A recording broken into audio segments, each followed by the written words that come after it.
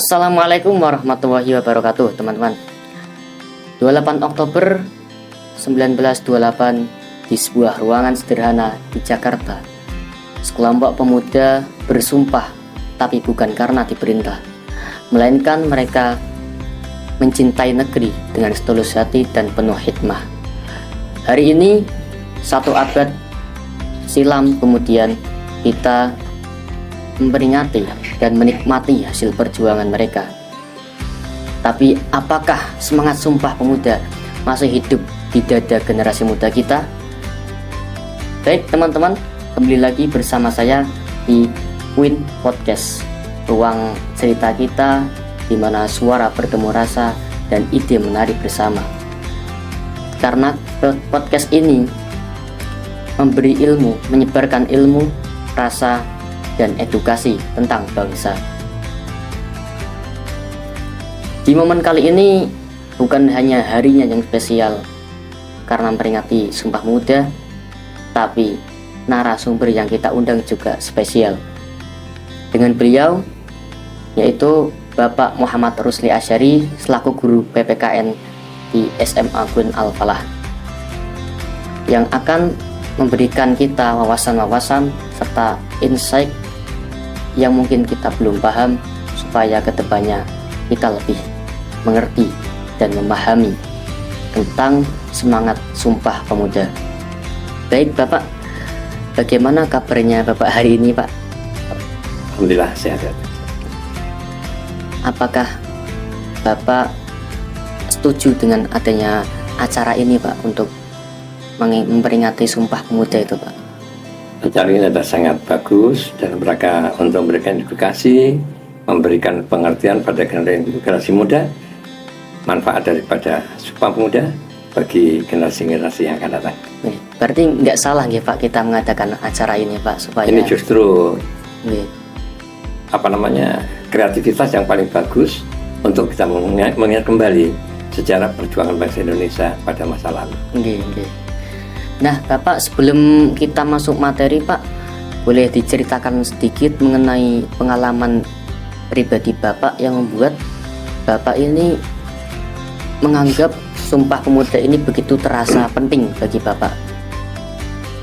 Kalau kita melihat dari sejarah perjalanan saya itu mulai mengajar tahun 73, yang sampai saat ini saya sudah berjalan sekitar 52 tahun menjadi guru, di mana dari perjalanan saya sebagai guru inilah banyak hikmah yang saya peroleh.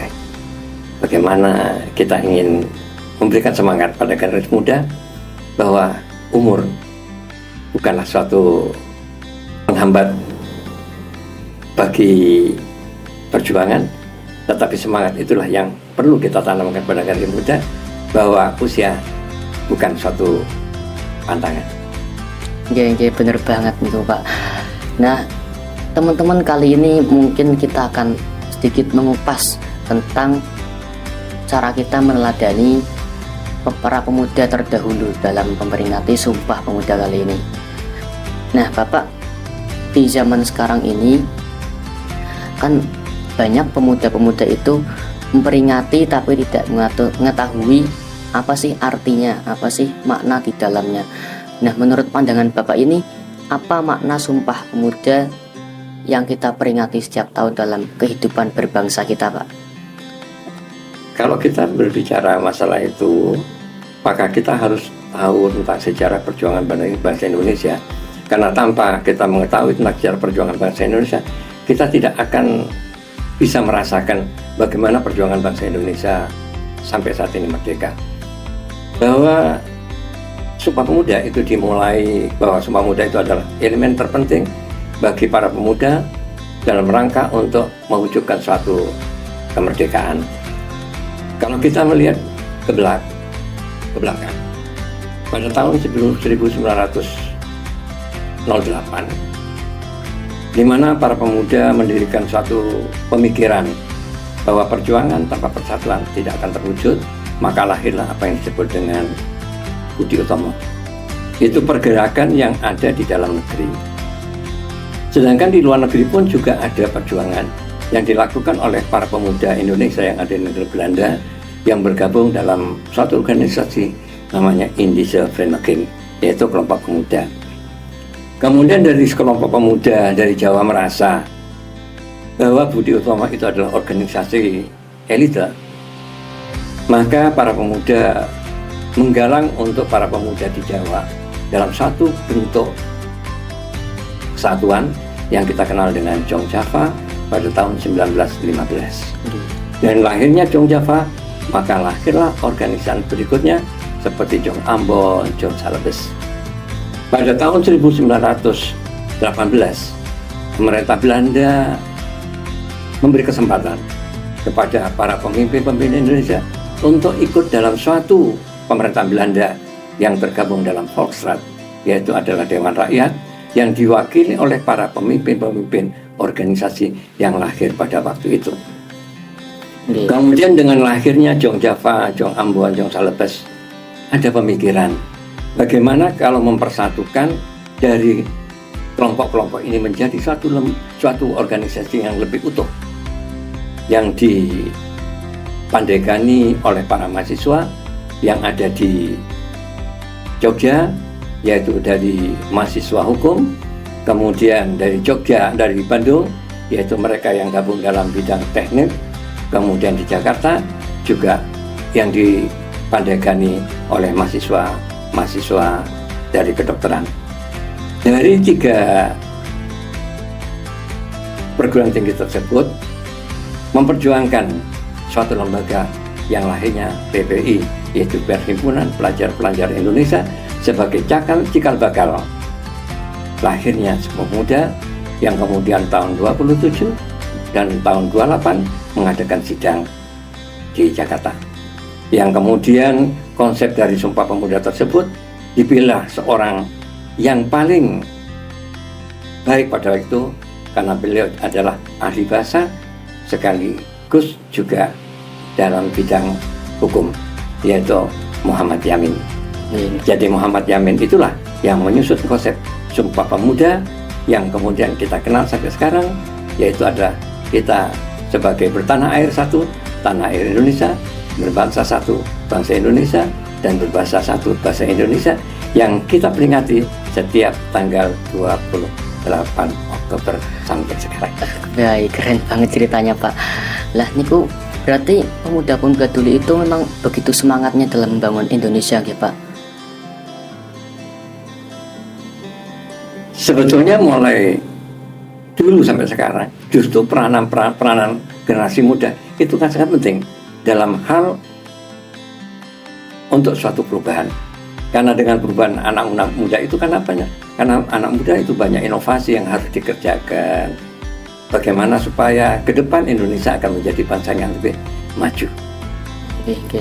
Berarti memang pemuda ini dibutuhkan bagi bangsa supaya bangsa lebih berkreativitas dalam membangun pendidikannya ya Pak, dan membangun apapun yang menjadi sebab dari majunya bangsa tersebut nih Pak. Ya. Baik Pak, mengenai pemuda-pemuda ini, kalau dibandingkan dengan pemuda di zaman Bapak dulu, apa sih yang menjadi perbedaan? Itu terasa banget Pak, terasa sangat terasa dengan semangat kebangsaan para pemuda zaman sekarang. Nah, kalau kita melihat daripada bagaimanakah peran pemuda sebelum 28 dan peranan pemuda setelah kemerdekaan. Kalau pada sebelum tahun 28, para pemuda itu berjuang bagaimana caranya untuk mempersatukan negara Indonesia mencapai suatu kemerdekaan. Sedangkan generasi muda setelah proklamasi sampai sekarang, bagaimana caranya pemuda untuk mengisi kemerdekaan itu demi kemajuan bangsa Indonesia dalam rangka mewujudkan masyarakat yang dicita-citakan, yaitu adalah masyarakat yang adil dan makmur. Oke. Baik Pak, kalau terkait pemuda para pahlawan itu Pak, siapa sih Pak yang menginspirasi Bapak yang begitu tokoh ini motivasi Bapak untuk supaya lebih semangat lagi dalam membangun bangsa, mencerdaskan bangsa, dan mencintai tanah air nih Pak? Yang menginspirasi sebetulnya setiap generasi pasti ada orang yang terkenal. Kalau contohnya pada 28 yang terkenal adalah Muhammad Yamin. Kemudian tahun 45 kita kenal dengan Soekarno sebagai Bapak Proklamator. Sekaligus juga ada seorang ahli ekonomi adalah Bapak Hatta yang kemudian kita kenal dengan sebagai Bapak Koperasi Nasional. Kemudian berikutnya tokoh yang saat ini saya kagumi, dua diantaranya adalah Soekarno dengan keberaniannya, dengan Prabowo dengan ketegasannya. Ini dibuktikan pada saat Prabowo menghadapi sidang PBB dalam mendukung kemerdekaan suatu bangsa. Oke. Pak, dari sini Pak, saya sendiri Pak itu sedang ingin tahulah bagaimana sih cara kita mempertahankan persatuan, terus melanjutkan tongkat estafet yang dibawa para pahlawan dahulu, dengan melihat kondisi sekarang itu yang semakin beragam budaya, semakin beragam sifat-sifat orang-orang atau manusia di Indonesia. Itu bagaimana Pak? Nah, kalau kita berbicara bagaimana ekstensi bangsa Indonesia ke depan, yang paling utama adalah pendidikan karakter yang dimulai dari sekolah. Karena dengan karakter itulah kita tumbuh adanya semangat. Yang kedua, bagaimana kita mengembangkan kebudayaan yang ada, yang kita miliki. Dan kemudian kita tidak menutup kemungkinan karena perkembangan teknologi informasi yang begitu cepat, kita bisa bersifat terbuka. Tetapi kita juga harus memilih, karena kita sudah mempunyai filter, yaitu adalah Pancasila, untuk memfilter mana yang baik untuk bangsa Indonesia dan mana yang tidak baik bangsa Indonesia. Yang baik mari kita kembangkan, kemudian yang tidak baik kita tinggalkan. Yes. Bagus banget pernyataan yang saya sampai kagum. Niku kalau kita melihat zaman sekarang niku Pak, pemuda-pemuda itu dengan pikiran mereka yang kritis, justru mereka malah pesimis terhadap kemajuan bangsa Indonesia ini Pak. Nah, mungkin Bapak bisa memberikan tanggapan apa sih yang seharusnya dimiliki oleh anak bangsa Indonesia ini? Apakah mereka benar memiliki sifat pesimis gara-gara kritis, atau mereka harus tetap optimis walaupun melihat kondisi sekarang yang begitu enggak mengenakan atau menggalaukan?